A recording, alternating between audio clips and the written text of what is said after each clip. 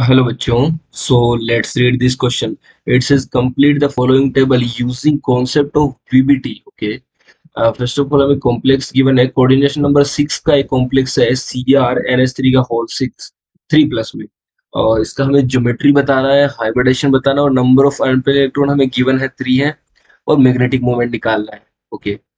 So first of all यहाँ पे जो फंडामेंटल जो की कॉन्सेप्ट यूज होने वाले हैं अकॉर्डिंग टू VBT जो थ्योरी है अपने पास, उसके अकॉर्डिंग उनके बारे में थोड़ा सा डिस्कशन कर लेते हैं. सो देखना यहाँ पे जो है हम लोग बात करते हैं जो की कॉन्सेप्ट जो यूज होंगे क्वेश्चन में. देखना हमें गिवन है ये कॉम्प्लेक्स, तो ये कॉम्प्लेक्स में हमारे पास क्या है कि सबसे पहले हम लोग कॉम्प्लेक्स का देखना है, हम यहाँ पे ऑक्सीडेशन स्टेट निकालेंगे जो मेटल है हमारे पास. तो यहाँ पे सबसे पहले हम लोग निकालेंगे ऑक्सीडेशन स्टेट मेटल का. उसके बाद में उस ऑक्सीडेशन स्टेट के कोरस्पॉन्डिंग उस मेटल का इलेक्ट्रॉनिक कॉन्फ़िगरेशन लिखेंगे हम लोग. इलेक्ट्रॉनिक कॉन्फ़िगरेशन, जैसे ही ऑक्सीडेशन स्टेट निकाल लिया, इलेक्ट्रॉनिक कॉन्फ़िगरेशन निकाल ली, उसके बाद में हम लोग क्या कर देंगे, उसका उसके बेसिस पे जो वैकेंट ऑर्बिटल रहेंगे और जो फुल्ली फिल्ड ऑर्बिटल और वैकेंट, और उनके बेसिस पे हम लोग उसका हाइब्रिडेशन डिसाइड करेंगे, और उस हाइब्रिडेशन के कोरस्पॉन्डिंग उसकी कौन सी ज्योमेट्री आएगी वो बता देंगे. और वहीं से हमारे को अनपेड इलेक्ट्रॉन भी मिल जाएंगे, और जैसे ही अनपेड इलेक्ट्रॉन मिलेंगे तो हमारे पास देखना अनपेड इलेक्ट्रॉन, सपोज करो हमारे पास N N number of unpaired electron अगर होते हैं, उसके कोरस्पॉन्डिंग जो हम लोग एक फॉर्मूला लिखते हैं मैग्नेटिक मोमेंट का. सो हम मैग्नेटिक मोमेंट को म्यू से डिनोट करते हैं, और अगर n number of unpaired electron होते हैं हमारे पास किसी कंपाउंड में, तो उस टाइम यहाँ पे मैग्नेटिक मोमेंट निकालने का फॉर्मूला होता है एन n+2. ये पूरी अंडर रूट में चलता है, N n+2 under over the root, और बोहर मैग्नेटॉन. ये हमारे पास फॉर्मूला हो गया एन n+2 बोहर मैग्नेटॉन. यहाँ पे एन होता है नंबर ऑफ अनपेयर्ड इलेक्ट्रॉन. सो ये हम मैग्नेटिक मोमेंट निकालने के लिए यूज करते हैं. सो अब प्रोसीड करते हैं क्वेश्चन पे. देखो सबसे पहले लेट अस सपोज इसका ऑक्सीडेशन स्टेट एक्स मान लेते हैं. उसके बाद में NH3 जो लिगेंड होता है उस पे चार्ज रहता है 0. तो 6 NH3 पे 0 चार्ज है, तो 6 × 0 इज इक्वल टू, यहाँ पे देखो ये जो कॉम्प्लेक्स है उसके ऊपर +3 चार्ज है, तो इक्वल टू +3 हो गया. तो यहाँ पे अक्स का वैल्यू कितना आ जाएगा, 3 आ जाएगा. ये अक्स का वैल्यू आ जाएगा अपने पास +3. ये इसकी ऑक्सीडेशन स्टेट आ गई. अब ऑक्सीडेशन स्टेट आ गई तो हमको जो मेटल है वो है क्रोमियम. अब देखना क्रोमियम यहाँ पे 24 पे आता है हमारे पास. तो क्रोमियम का हम लोग पहले न्यूट्रल स्टेट में इलेक्ट्रॉनिक कॉन्फ़िगरेशन लिख लेते हैं. तो वो आएगा हमारे पास 3d5 4s1. ऑलराइट, ये हमें पता होना चाहिए.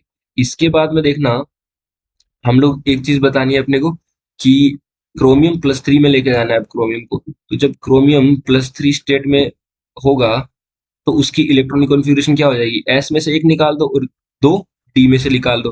तो 3d3 और 4s 0 हो जाएगा. ये इसका इलेक्ट्रॉनिक कॉन्फ़िगरेशन हो गया. अब देखना D3 है. देखना डी में टोटल होते हैं हमारे पास 5 ऑर्बिटल. जो डी सबसेल है उसमें हमारे पास टोटल ऑर्बिटल होते हैं 5. तो उसमें से हमारे पास 3 इलेक्ट्रॉन है उसमें, 1 2 3, और 2 जो डी है वो वैकेंट है, और एक एस हो गया हमारे पास. उसके बाद में 4p भी रहा होगा. तो p में हमारे पास कितने हैं, 3 ऑर्बिटल रहते हैं p सबसेल में. तो p में हमने 3 डिब्बे बना दिए. अब देखो हमारे पास 2 डी खाली पड़े हैं, एक एस पड़ा है, और p भी पड़े हैं. और कोऑर्डिनेशन नंबर अपने को 6 करना है. तो 6 कोऑर्डिनेशन नंबर का मतलब क्या है, यहाँ पे 2 डी यूज हो जाएंगे, एक एस यूज हो जाएगा. अब 3 तो यहीं पे हो गए और 3 पी यूज हो जाएंगे. तो D2sp3 इसका हाइब्रिडेशन हो जाएगा. और जब D2sp3 हाइब्रिडेशन होता है, और इस हाइब्रिडेशन की कोरस्पॉन्डिंग जो ज्योमेट्री होती है वो होती है हमारी octahedral. So geometry will be octahedral. Octahedral को हम शॉर्ट फॉर्म में OH लिख देते हैं. तो ज्योमेट्री हमारे पास हो जाएगी ऑक्टाहेड्रल बोले तो OH, और हाइब्रिडेशन हमारे पास हो जाएगा D2sp3. अब D2sp3 हाइब्रिडेशन है और ज्योमेट्री ऑक्टाहेड्रल है, और नंबर ऑफ अनपेयर्ड तो यहाँ से साफ साफ दिख ही रहे हैं. एन का वैल्यू है जाएगा 3. अब एन का वैल्यू जब 3 आएगा तो देखा हमने एक फॉर्मूला लिखा है मैग्नेटिक मोमेंट निकालने का, mu equal to N n+2 Bohr magneton. So magnetic moment निकालने के लिए नेक्स्ट पेज पे चलते हैं.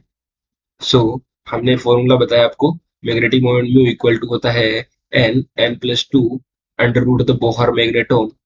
अब n का वैल्यू हमारे पास देखो कितना आया था, n का वैल्यू आया है 3, तो यहाँ पे n का वैल्यू 3 पुट कर दो। n का वैल्यू जैसे 3 पुट करेंगे, 3 इंटू 3 + 2 5, और अंडर रूट में ये सब कुछ चल रहा है। सो यहाँ पे मैग्नेटिक मोमेंट की वैल्यू कितने आ जाएगी अंडर रूट में 15 बोहर मैग्नेटॉन, 15 बोहर मैग्नेटॉन, ये इसकी मैग्नेटिक मोमेंट की वैल्यू आ जाएगी। सो मैग्नेटिक मोमेंट का वैल्यू आ जाएगा अंडर रूट 15, और अनपेड इलेक्ट्रॉन 3 रह गए। सो this is the final answer of this question. Geometry will be octahedral, hybridization due to sp3, number of unpaired electron will be 3, magnetic moment under root 15, और इसका unit जो रहता है वो रहता है Bohr magneton bm. So I hope you all will understand it very well. Thank you very much. All the best.